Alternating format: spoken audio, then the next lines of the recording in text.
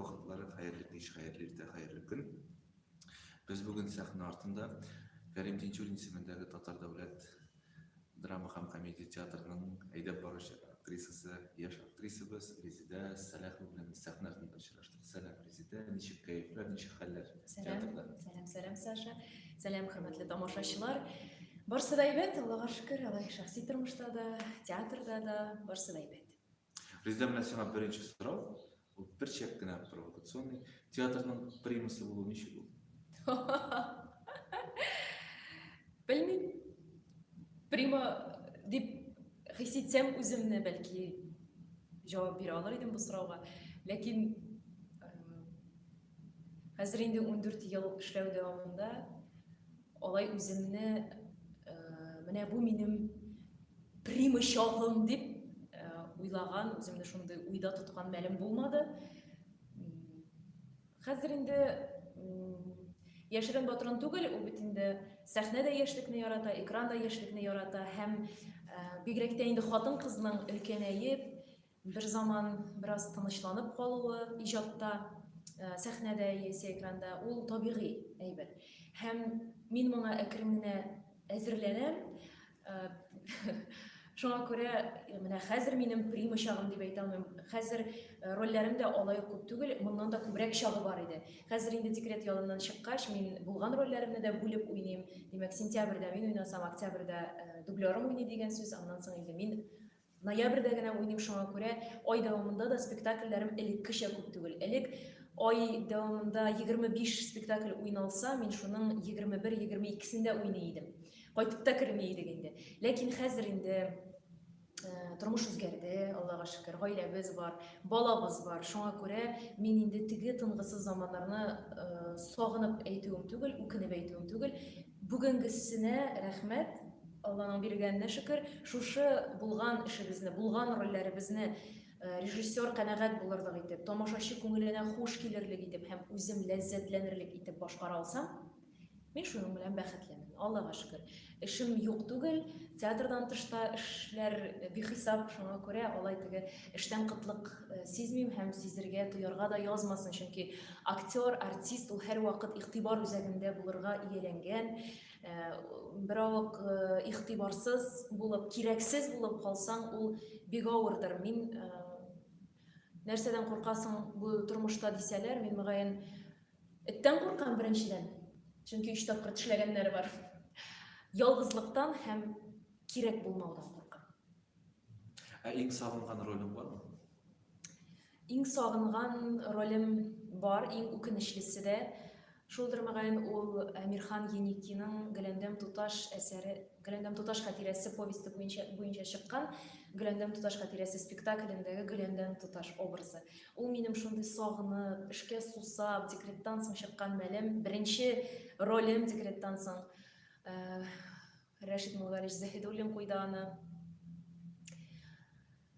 Минем укытучым, остазым, ул әйткәнемчә шундый көтеп алган ролем иде. Чөнки декретта ел ярым гына утырсам да, мин шушы ел ярымны белгән монологларымны сөйләп, улым әскәргә белгән җырларымны җырлап үтте, эшемне сагынып үтте, дөресен әйтергә кирәк, бик сагындым эшемне һәм шуңа күрә бик сагынып эшкә чыктым. Һәм ул рольне көтеп алып, бик теләп чыгардым. Ул бит әле заман әсәрендә уйнау ул бер нәрсә, классикада уйнау бөтенләй икенче нәрсә. Монда әле бигрәк тә реаль шәхес, бу документаль әсәр түгел, әмма дә ләкин бу чын барлыкка таянып язылган әсәр. Бу бөек Салих Сәйдәшевнең беренче мәхәббәте Гөләндәм туташ. Әлбәттә, аның исеме Гөләндәм. Без бит бик яратабыз сөйләргә. Күп әдәбиятчылар, кешеләр, менә Әмирхан Еники язучы дип әйтә, аның әсәрләре Менә Гөләндәм туташ сөйләгән, эштәлеге нәрсәдән гыйбарәт соң? Эштәлеге әдәбиятчыларга һәм мәктәп программасын игътибар белән укып баручыларга инде бу билгеле әсәр, әлбәттә. Бәлки аның кайчан да булса фильмы да чыгар дип өметләнәм. Шәхсән мин үзем хыялланам, фильмы чыксын иде дип. Ләкин билгеле инде анда Гөләндәмне уйнарга насыйп булмас, бәлки әнисен уйнарга насыйп булыр, кем белә бит. Гөләндәм туташ хатирәсе әсәре бөек композитор Салих Сәйдәшевнең яшьлек мәхәббәте турында. Салих исемле яшь музыкант Гөләндәмнәргә музыка, Гүләндәмгә музыка укытучысы булып урнаша. Ул аңа фортепиано серләрен өйрәтә һәм әлбәттә инде ул замандагы туташ, 20-нче йөз башы туташына иратка күтәрелеп карарга да ярамый. Шуңа күрә һәрвакыт Гөләндәмнең әтисе читтә музыка дәресе барышында читтә боларны күзәтеп утыра. Ләкин шулай да егет белән кыз арасында мәхәббәт уяна, алар ноталарга нәрсәдер теркәгән булып, алар мәхәббәт хатлары алышалар. Аннан соң инде очраклы рәвештә түгел инде Салих үзе көтеп ала кызны, урамда очрашалар, аннан театрга баралар, шулай итеп кыз музыка дөньясына, театр дөньясына гашыйк була, әвәрә килә башлый шушы дөньяда һәм әлбәттә инде егет кызның әти-әнисе моңа каршы, чөнки ул вакытта алар белгенлеккә төшеп баралар, аларга кызларын ничек тә уңышлы урнаштырырга кирәк, бай кешегә, Газиз исемле кешегә димли башлыйлар аны һәм кыз моны аңлап, үзен яратмаган кешесенә кияүгә бирүләрен аңлап, ул Салих белән качарга ният кыла, ләкин кача алмый. Инде менә качтым дигәндә генә әти-әнисе уянып чыгып, аны тоткарлый, бәлки ул барыбер качкан булыр иде, күрәсең аның менә ниндидер бер ішкі күші җитеп бетмәгәндер әти-әнисенә каршы бару. Әлбәттә, ул вакытта, хәзердә ул вакытта бигрәк тә әти-әни фатихасыннан, хәйр фатихасыннан башка кияүгә чыгу, гаилә кору, бу ата-ана рәнҗешеннән бик курыкканнар бит инде ул вакытта, хәзердә. Шуңа күрә кыз үзендә андый көч таба алмый һәм нәтиҗәдә инде әти-әнисе йортында кала. Салих белән алар бүтән очрашмыйлар, ләкин ул гомер буе Салих Сәйдәшевнең көйләрен уйный торган була инде өлкәнәйгәч тә. Менә Резидә, син шундый бераз гына авыррак сүз әйттең, яшьлек үзеп бара, шундый сүз әйттең, әзерләнәм да тормышка дип инде. Менә яшьлек үзеп киткәнче тагын нинди рольләрне гәүдәләндерәсең килә, нинди рольләрдә чыгыш ясасын килә, белик әле сәлемне. Юк, аны әлбәттә кеше әйтә инде, нинди картаю әле сезгә, сез бит яшьләр, әле бер көнне генә үземнән өлкәнрәк булган коллегам актриса әйтә, сәхнә бит ул 15 яшьне минуслый ди. Шуңа күрә хәзер сиңа 32 икән, димәк син сәхнәдә 20 яшьлек кызларны да уйный аласың ди. Анысы сер түгел. Рәмзия Габделхакова әсәре буенча куелган Үзелгән яфраклар мелодрамасында әле мин һаман да 14 яшьлек кызны уйныйм. Ләкин 40-ка кадәр менә шулай кызларны уйнап йөрү дөрес микән ул? Элек уйнаганнар бит. Элеккә уйнаганнар, аннан соң мин менә Зулейха открывает глаза фильмы чыкты бит инде. Шулпан Хамматованың яше беребезгә дә сер түгел. Аның шактый өлкән актриса икәнен дә беләбез. Ләкин ул шушы фильмда яшь чагын уйный бит инде Зулейханың башта, яшьлегеннән уйный башлый һәм ул чыннан да аны табигый кабул итәсең. Бу картлар нишләп йөри инде бу рольләрне дип кабул итмисең. Ә мин менә шулай итеп кабул итүләреннән куркам. Хәлбуки Гөләндәм туташ премьерасыннан соң да алай дип язучы журналистлар булды. Без инде Тинчурин театрына премьерага килгәч, сәхнәдә 17 яшьлек кызны күрергә теләгән идек. Ләкин инде бала тапкан 30 яшьлек хатынны Резидә Сәләхованы күрдек дип язучы журналистлар да булды. Әлбәттә, мине бу сүзләр үпкәләтми. Һәм ул журналистка булган мөнәсәбәтем дә үзгәрми. Чөнки минем ул кешегә үзгә мөнәсәбәтем Факт бит инде. Факт, әйе. Ләкин бит менә театрга әле генә килеп кергән, мин үзем 18 яшьтә килеп кердем театрга. 18 яшьтәге тәҗрибәсез яшь актрисага төп рольны, ниндидер теге авыр язмышлы кыз, хатын-кыз ролен ышанып тапшыру, шулай батырлык бит әле режиссер тарафыннан һәм актриса тарафыннан да ул аны булдырып чыгаламы, тәҗрибәсе җитәме. Шуңа күрә миңа калса яшь бара дип әйтү бу инде нормаль хәл, ул чыннан да бара, һәрберебез картая, матур картая. Нинди яшь кызларны уйнарга теләк бар? Ансы Аллага шөкер, Рәшмә Галиевич инде безне теләгән рольләрне уйнатты. Сүнгән йолдызлардагы Сәрвәр дә булды. Юнус Әминовтагы Өти бала Гөлүзәдәге Гөлүзә дә булды. Шекспирның Гамлетындагы Офелия да булды. Саны китсәң алар бихисап. Шәриф Хөсәйновның Шулпанында Шулпан, Рәшит Мөгарич белән Риздә Ириковны бер кайчан да рольсез тотмадылар. Нәкъ менә теге җигелеп эшли торган чакта алар безгә һәр вакыт роль биреп тордылар һәм без бөтен бил бөгеп, тир түгеп, күз яше түгеп кайсы бер мизгелләрдә бу рольләрне режиссер йөзенә кызыллык китермәслек итеп тырышып башкарырга тырыштык. Һәм алай начар түгел кебек, Аллаһка шөкер. Үткән елда киләсесе дә әйбәт уңышлы булсын. Менә үткән турында әйттек, хәзер бит инде хәзерге көндә тагын героинаны сиңа бирделәр. Мәдинә спектаклендә Илгизәев Мәдинә образы тагын героин килеп чыга. Әйе. Алла бирсә. Килеп чыксын инде, әле утырдык кына. Әсәр шактый үзенчәлекле. Беренчедән ул Шекспир телендә дик, ак шигырь форматында язылган. Бу инде артистлар өчен дә зур мәктәп. Безнең Аллаһка шөкер күпмедер дәрәҗәдә тәҗрибә бар бу өлкәдә. Әйткәнемчә, Шекспирның Гамлетында уйнарга насыйп булды Нәкый Сәнбәт тәрҗемәсендә.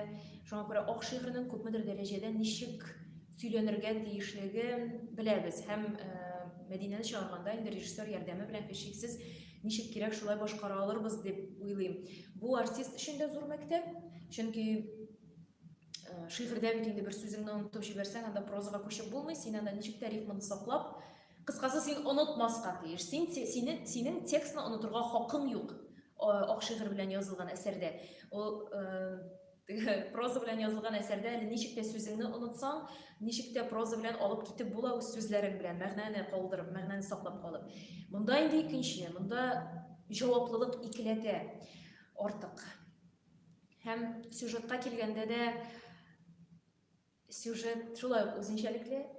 Алдан әйтеп тамашачыларга сөйләп тормыйм, бүгенге тел белән әйтсәк инде спойлер итеп тормыйм. Премьерасына килгәч, Алла бирсә күрерләр. Ләкин бу Илгиз өчен дә, театр өчен дә, безнең өчен дә бу яңалык.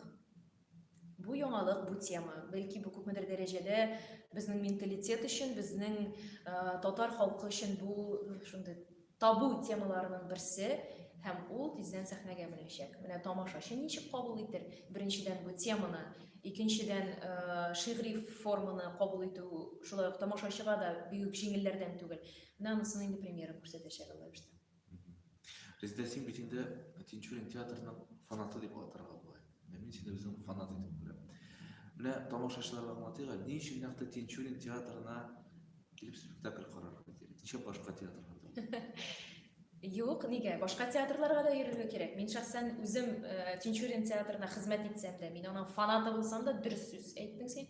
Мин шуннан да театрыбызның фанаты, мин аның хәзергесе киләчәге өчен борчылучы кеше һәм спектакльләргә хилафлык килмәсен иде, сыйфатлы булсын иде дип җан атучы. Ләкин мин үзем дә башка театрларга спектакль карарга йөрим. Шул Камал театры булсын, Кариев булсын, Качалов булсын, Рус Тюзы булсын, опера театрына да йөргәлибез. Чөнки кеше күрергә тиеш, чагыштырырга тиеш, өйрәнергә тиеш. Менә бер театрны гына күреп, бер мәктәпне генә, бер юнәлешне генә күреп, кешенең кабул итүе, үз аңы бу дөньяны кабул итүе, иҗатны кабул итүе әллә ни камилләшми димме, чагыштыру белән килә камилләшү. Өйрәнү аша. Шуңа күрә тамашачы башка театрларга да йөрсен, ләкин безнең театрында читләтеп үтмәсен. Шуннан да репертуарыбыз чөнки бик бай. Ул классикадан алып, Кәрим Тинчуринның Сүнгән йолдызларыннан алып, бүгенге әсәрләргә, бүгенге заман авторларына кадәр. Ул Шамил Фәрхетдиновның әсәрләре бихисап безнең репертуарда. Шул ук заманча комедия, мәхәббәт баскычы, Эх алмагачлары һәм башкасы. Трагедиядан Хәзер Мәдинә. Комедияга кадәр, әйе. Мелодрама, драма, моңсу комедия, музыкаль комедия, музыкаль трагедия, бихисап. Менә җаным ни теле. Иң мөһиме тамашачы спектакльгә килгәндә әзерләнеп килсен иде. Мәсәлән, шигъри музыкаль спектаклебыз бар. Мөдәррис Әгъләмов шигърияте буенча куелган Галәм Әгъләм спектакле, Туфан Имаметдинов режиссеры. Галәм Әгъләмгә тамашачы мәхәббәт баскычына килгән, комедия карарга килгән настрой белән, кәеф белән килмәсен иде. Кайда килгәнен аңлап килсен иде тамашачы. Шуңа күрә тамашачы репертуарны караганда, көнен үземә уңайлы сәгатен генә түгел, жанрын да карасын иде, авторын да карасын иде. Шекспир мул, Кәрим Тинчурин мул, Хәйвахид мул, Мөдәррис Әгълам мул, режиссерын да карасын, һәр режиссерның үз стиле, үз каләме бар, шуңа күрә һәр кеше үзенчә куя, үзенчә тәкъдим итә тамашачыга.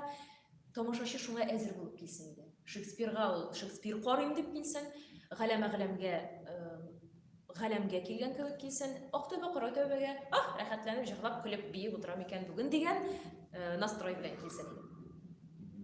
Резидә, әмнә Тинчурин театрының үзенчәлеге нәрсәдә? Тинчурин театрының үзенчәлеге миңа калса миллилектә, миллилекне һәм телне саклап калуда, шигърияткә, әдәбиятка бик зур игътибар бирүендә, тарихка әлбәттә. Бу шигърияткә игътибар бирү, бу инде аңлашыла бездә, кабатлап әйтәм, ул шигъри спектакль, әдәби спектакльләр бихисап, ул инде 2009 елда Рәшит Заһидуллин белән башланган иде. Габдулла Тукай әсәрләре буенча Сөй гомерне спектакле, моны инде республикабызның бөтен мәктәп баласы карап бетергәндер. Инде алар хәзер күбесе студент булып, бәлки инде тормышка чыгып, дәү булып үсеп беткәннәрдер, чөнки ул 2009дан бирле бара. Аннан соң инде бираздан чыкты Мөхәммәд Мәгъдиевнең без 41 ел балалары повесте буенча әдәби спектакль. Аннан соң Разил Вәлиевнең шигърияте һәм аның автобиографик язмаларына нигезләнгән Язмышым юллары әдәби спектакле. Һәм менә бүген Мөдәррис Әгъләмов шигърияте буенча Әгъләм бара. Ягъни Тинчурин театры һәр вакыт сүзгә бик игътибарлы булды. Сүзнең тәмен белеп сөйләргә тырышабыз. Тамашачы моңа бәя бирәдер дип өметләнәм.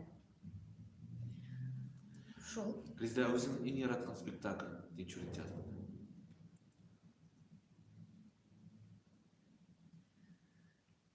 Монсы табигый инде, үзем уйнаган спектакль. Һәм аны берсен генә әйтеп булмыйдыр. Әгәр дә инде берсен генә аерып әйтергә туры килсә, ул Кәрим Тинчуринның Сүнгән йолдызлары. Чөнки Сүнгән йолдызлар ул мәктәп баласына да туры килә. Урта яшькә дә, өлкәнгә дә, хатын кызга да, иратка да, әбигә дә, бабайга да туры килә торган материалларның берсе. Һәм ул без Тинчурин исемен йөртәбез. Димәк, һичшиксез репертуарыбызда Кәрим Тинчурин әсәрләре булырга тиеш. Һәм мин менә шушы 14 ел дәвамында Тинчуринның кайсы гына әсәре куелса да, һәрберсендә уйнап киләм, Аллага шөкер. Берсендә генә уйнамый калдым, декрет ялында булдым. Соңгы әсәр Рәшмүгәлевич тарафыннан куелган соңгы әсәр драмасы турында бара сүз. Аңа кадәр Сакла шартнамасы комедиясендә Гөлҗамал, Американ әсәрендә Кәрим Тинчуринның Американында Дилбәр образына Гөлназ Мәмәтова урынына керергә туры килде, ул декрет ялында чакта. Кәрим Тинчуринның Сүнгән йолдызларында Сәрвәр, Назлы кияүендә Гайни Камал. Тинчуринның кайсы гына әсәре куелса да, Аллага шөкер, аларда уйнарга насыйп булды һәм бу зур бәхет. Чөнки классика ул классика инде, ул мәктәп. Ул артист өчен дә зур мәктәп, зур дәрес һәм тамашачы өчен дә. Тамашачы беренчедән шәп сюжет күрә. Сүнгән йолдызларны гына алсак та. Бик искиткеч сюжет. Ул хәтта Шекспир белән чагыштырырга була. Офелия белән Сәрвәр образын мин параллель рәвештә чыгардым. Гамлетны Рәшмүгәлевич белән куйдык, Сүнгән йолдызларны Резидә Иликовна белән. Төшкә кадәр мин Сүнгән йолдызлардагы Сәрвәр булып акылдан язам, төштән соң мин Офелия булып акылдан язам. Шуңа күрә бу инде сюжет ягыннан да искиткеч әсәр Сүнгән йолдызлар. Тел ягыннан да, костюмнар ягыннан да тамашачыга, әгәр дә Сүнгән йолдызларга килсәләр, җырлар да ишетәләр, халык җырларын да ишетәләр, Салих Сәйдәшев көендә ишетәләр, Камил Тинчурин телендә ишетәләр. Сюжеты да искиткеч, берәүне дә битараф калдырмый торган һәм тарихи костюмнарны да күрәләр. 20нче йөзбашы яшьләренең алъяпкычлардан, камзуллардан, яулыклардан, костюмнарга да игътибар зур, шуңа күрә кеше инде миннән менә калабызга, мәркәзебезгә кунаклар килә, нинди спектакльгә алып барыйк, яисә анда башка милләт кешесен нинди спектакльгә иң беренче чиратта кайсы спектакльгә алып барыйк дигән сорау бирсәләр, мин һичшиксез Сүнгән йолдызлардан башларга тәкъдим итәм. Резидә, сәхнәдә кабатланудан куркасың? Куркам. Һәм аңа каршы ничек көрәшәсең? Шуны аңларга кирәк, без бит инде шул бер тән, бер җан, бер тел, бер үк сөйләм, хәзер дистәләгән роль, дистәләгән образ. Актерның күпмедер дәрәҗәдә кабатлануы бу табигый әлбәттә. Мондый очракта режиссер ярдәм итә ала.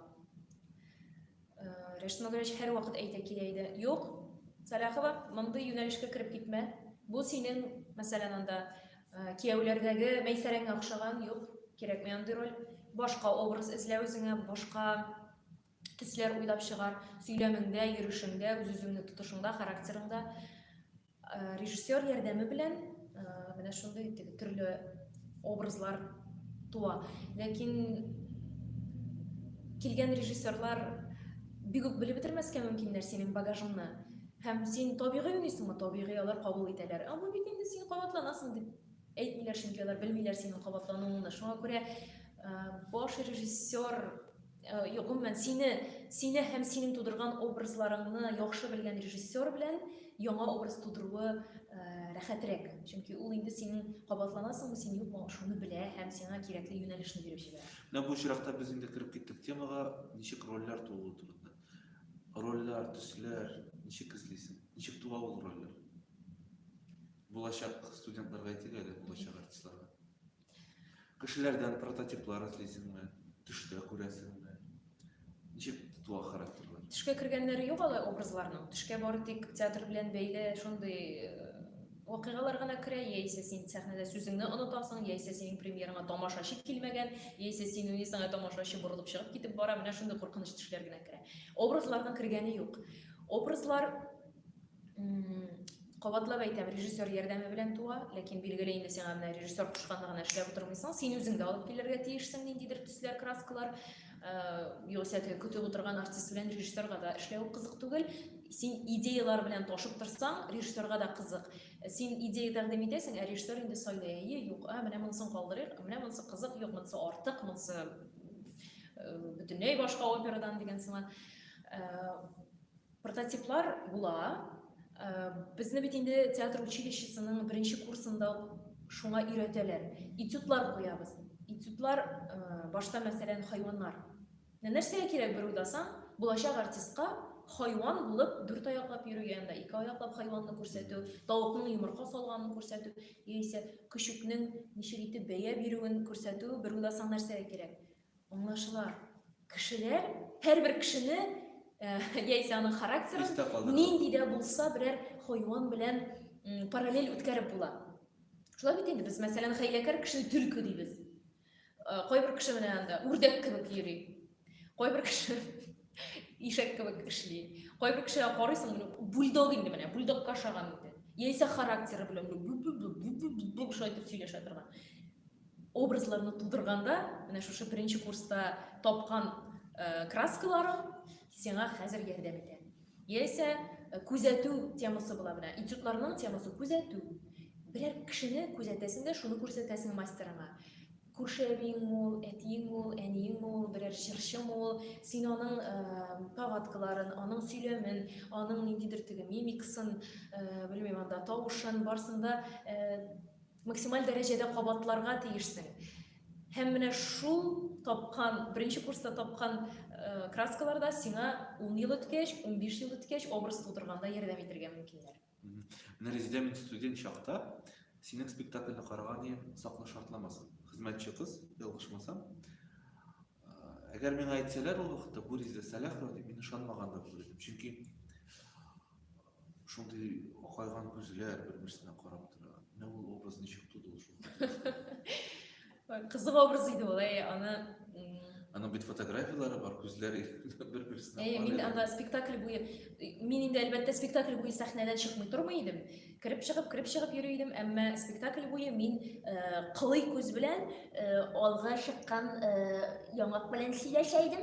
Әле аның өстәвенә шушында ирен астына әле мин Зур бурылы нәрсә. мамыкта тутырып чыга идем. Ул инде теге шушы теге дип сөйләмнең дәрәҗәсен күрсәтә торган бер краска иде. Һәм мин хәзер ши дип сөйләшеп, аннан соң инде сы дип сөйләшергә минем хакым юк иде. Шуңа күрә билгеле мин ул красканы беренче мизгелдән пәрдә ябылганга кадәр алып барырга тиеш. Һәм пластикага килгәндә дә анда аксак-туксак йөри идем. Мин андый рольләр башкару тагы да рәхәт җанга, тагын да күңеллерәк. Чөнки үзеңнән 100% аерылып тора торган, 180 градуска аерылып тора торган образны тудыру рәхәт ул. Менә сине тамашачы танымый икән. Менә бу бәя. Бу бәя. Резидә яңа режиссер белән эшләп китү, яңа режиссерлар белән эшләп китү ничек булды менә? Ничек булды дип, адәм баласы бит инде ул шундый, ул теләсә нинди шартларга күнегә. Көнгә бер ашарга да күнегергә мөмкин. 2 көнгә бер су эчәргә дә күнегергә мөмкин. Эшкә килгәндә дә, хезмәткә килгәндә дә ул нәкъ шулай ук төрле шартларга күнегә, төрле кешегә күнегә. Мин үзем алай тиз аралашып китүчән. Кеше белән уртак тел табу миңа авыр түгел. Шуңа күрә алай авыр булды дип әйтә алмыйм. Ләкин мине 4 ел буе укыткан һәм 12 ел буе үз канаты астында эшләткән, 26 ел буе Тинчурин театрын җитәкләгән остазым Рәшит Заһидуллиннан аерылу бер дә җиңел булмады. Резидә, нинди планнар, хыяллар белән яшисең хәзер? Планнар зурдан, планнар күп, Аллага шөкер, хыялсыз кеше ул канатсыз кош ди. Хыяллар белән мин үзем бик максатчан кеше, мин үзем бик иҗаттан тыш мин сәяхәт итәргә бик яратам. Мәсәлән, инде җәй көне гаиләбез белән барсак, бер диңгез буена, ел дәвамында мин Европаны күрергәме, яисә Төркиянең менә Стамбул шәһәре ул бер тарихи урыннар, төрле архитектура белән танышырга, музейларга йөрергә яратам. Шуңа күрә планнар иҗат итәргә, улыбызны тигезлектә үстерергә, бәхетле шәхес итеп, һәм иҗаттан тыш сәяхәт итәргә, күп итеп Алла бирсә. Резидә, тамашачыларны нинди спектакльләргә чакырасың якын көндә? Бөтенесенә чакырам. Үземнекенә генә түгел. Кәрим Тинчурин театрында баручы бөтен спектакльләр берсеннән-берсе яхшы, берсен дә чагыштырып, аерып әйтеп булмый. Бөтен спектакльләребезгә рәхим итегез. Үзем уйный торган спектакльләрне мин һәр вакыт аерым пост итеп үземнең аккаунтымда чыгарам Инстаграмда. Шунда танышырга мөмкин. Әйткәнемчә, мин инде бик күп спектакльләремдә 2 составта уйныйм. Кайвакыт кеше яза, менә килгән идек бу спектакльгә, сез буласыз дигән идегез, сез булмадыгыз. Шуңа күрә әйткәнемчә, мин 2 составта уйнагач, ай саен үзем уйныйсы, үземнең чиратларымны язып барам. Ул Сүнгән йолдызлар, ул Чулпан, ул Карурман. Беренче мәхәббәт. Юк, мин анда юк. Хәзер юк. Кем белән булдым мине? Юк, мин беренче мәхәббәттә юк. Аннан соң кияүләр, мәхәббәт баскычы, назлы кияү. Тагын ниндиләр әсәр? Бик күп инде бөтен. Бик күп. Аллага шөкер. Җитәрлек. Килегез, хөрмәтле тамашачылар. Сез булмасагыз, без булмыйбыз, театр булмый. Бары тик сез генә безне яшәтәсез. Иҗат итәргә безгә канатлар куясыз. Килегез, без сезне бик көтәбез. Рәхмәт, бик зур Резидә, безнең сәхнә артында сөйләшеп алган өчен. Рәхмәт сезгә. Исән сау булыгыз. Килегез, Резидәнең спектакльләрен карагыз. Шулай Артем Пискуновны да булмагыз. Әлбәттә.